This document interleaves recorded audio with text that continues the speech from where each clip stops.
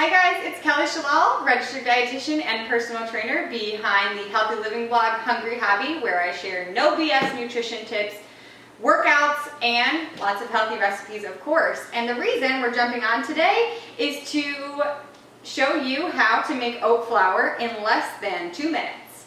And it's super easy. So you'll want to stick around for that, as well as I'll answer a few questions you may have about oat flour. So let's get started.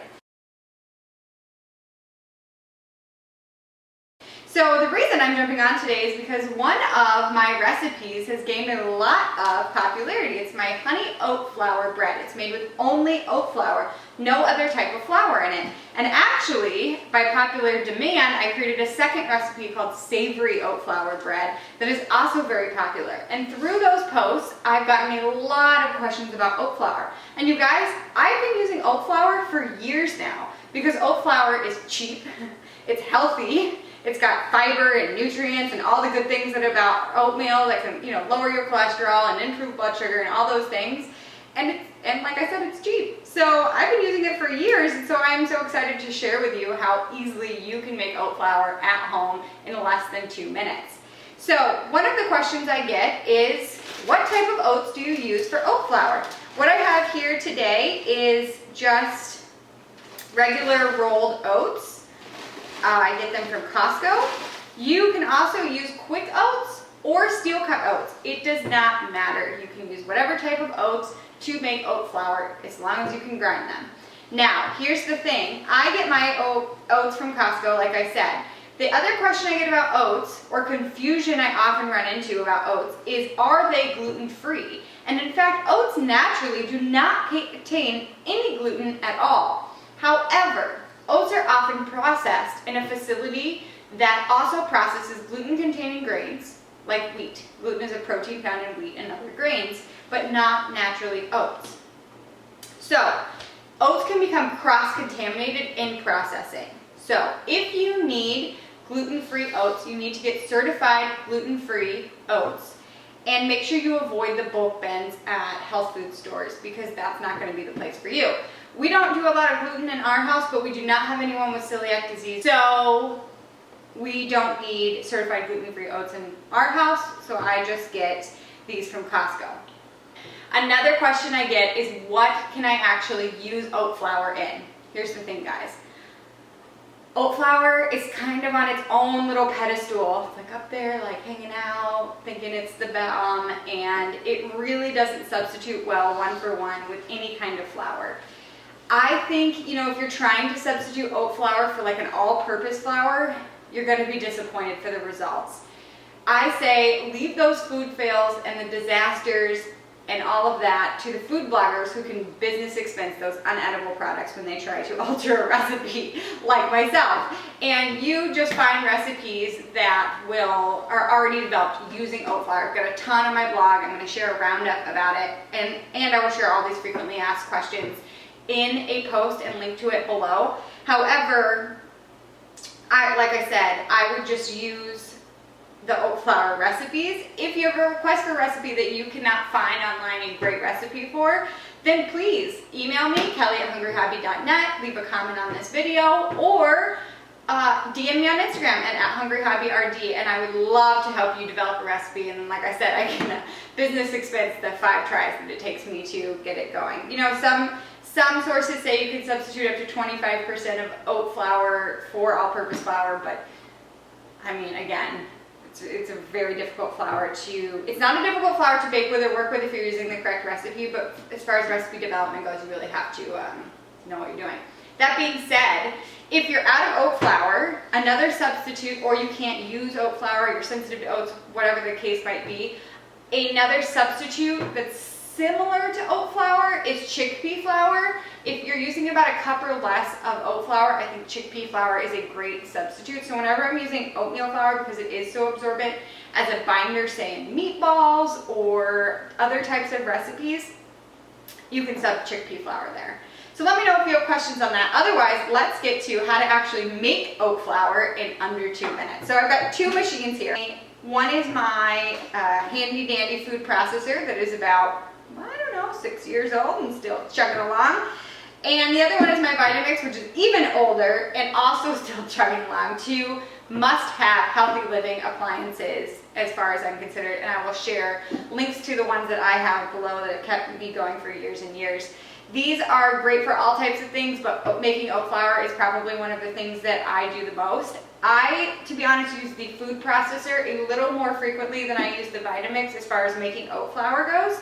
And that's just because I like the wide basin of the Cuisinart food processor, and I think that it, gives us a more fine, even texture. But the Vitamix does a really good job too, so it's really just about preference.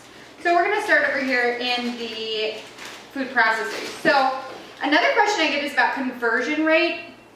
How much oats to oat flour? So typically about 1 cup of oats will give you just about 1 cup of oat flour, about a tablespoon less.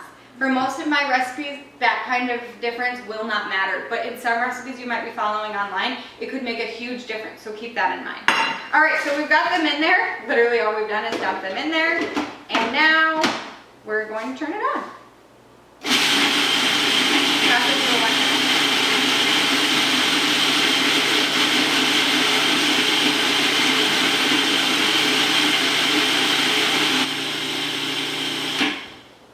All right, so that's been going about a minute. You can take off your lid, check it, and you should have a super fine ground oat powder.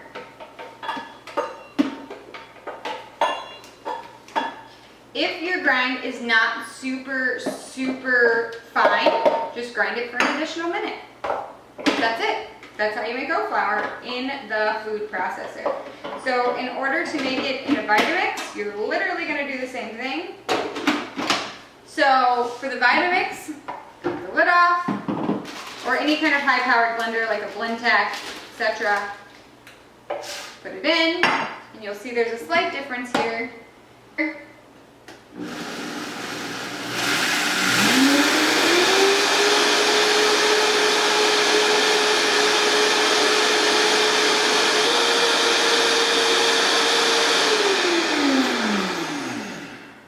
And that's it. Now, with the Vitamix, make sure I need to get a replacement lid. We won't talk about what happened to the lid of my Vitamix. But anyways, you want to watch it and really time it for 1 minute and no longer than that, because it does get hot and we don't want to get like hot moisture going on in the oat flour. Also, it goes without saying, make sure both of these appliances are dry, but that's it. So I haven't made oat flour in here in a really long time, and I would say that, it did just as good a job as the food processor, and this one stays on my counter all the time, so who knows, maybe I'll start making my oat flour in here. So to store oat flour, I store mine in a good old freezer bag, just like I store my oats. And I typically don't store it, to be honest, very long, because I use it so fast, and I usually just make what I need and then move on. Oftentimes I'm using the food processor or blender in the recipe that I'm making, so I'll blend the oats and then add all the other ingredients and make blender muffins or whatever. So typically I don't store oat flour, but if I were to, I would store it in a Ziploc bag like this, and I would store it in the fridge. It can be stored in the fridge for up to a month, or in the freezer for up to 6 months. Any kind of whole grain flour, whole wheat flour, or even those alternative flours like almond flour, etc. Basically anything that's not processed all-purpose flour should be stored in the fridge, because it does have, it just spoils more frequently because it has proteins and a little tiny bits of fats. Almond flour has a lot of fat that can spoil. So you want to keep it in the fridge so you can keep it nice and good. Now here's the caveat about keeping it in the fridge if you're batch making your oat flour to have on hand and you want to pull it out of the fridge. I would use a sifter once I pulled it out of the fridge, because it would clump together and just get more dense and compact while it's sitting in the fridge or freezer. So I would defrost it if necessary, and then I would use a mesh strainer or parchment paper and really quickly sift it out if I was keeping it in the fridge. Typically mine doesn't last more than a week, so if I have any left over, I just store it in the cabinet. So hopefully this is helpful. You now know how to make oat flour in under a minute, and you know everything there is to know about oat flour, so you can go forth and confidently use it. And if you have any additional questions or recipe suggestions using oat flour, I would love to hear them. Like I said, comment on this video, make sure you hit that red subscribe button and turn on the bells for notifications so you can get more no BS nutrition tips, healthy recipes, workouts, and other random healthy living videos to your feed, and you never miss an update. All right, guys, thanks for tuning in. See you next time.